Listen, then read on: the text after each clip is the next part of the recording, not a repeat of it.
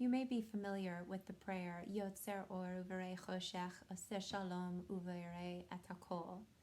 But did you know that this actually was a polemic that Isaiah brought to King Cyrus? Because Isaiah was worried about the Zoroastrians who believed in a God of light and a God of darkness, a God of good and a God of evil. And Isaiah was saying, no, there's only one God, and that same God is the source of light and dark and good and evil. Well, I think that there's a new sort of false dichotomy, that it's not just a God of light and a God of darkness, but now we talk about kind of a God of rational thinking, of science, of facts, and then the God of the irrational.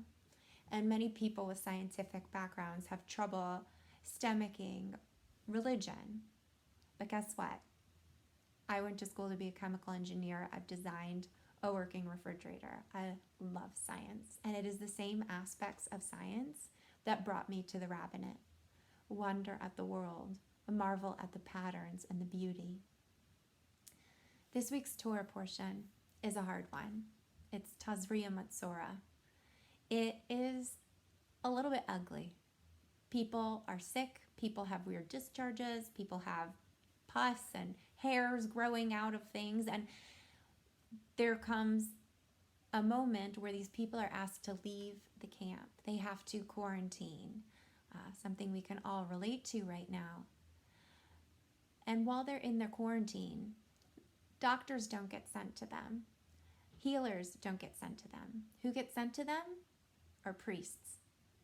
Now, we know well that at the time there were healers and there were shamans, but it was the priests who went. And it took me getting sick, being diagnosed with breast cancer 7 years ago, to really understand what was happening this week's Torah portion.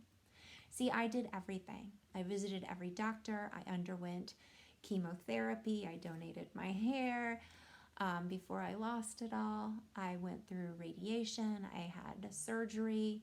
And now I'm partially created by man, not just by God.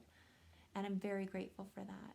And I did everything to heal myself physically. But when I got to the other side, I realized that I still needed to be healed spiritually. I had visited the healers, the doctors, but I needed a rabbi.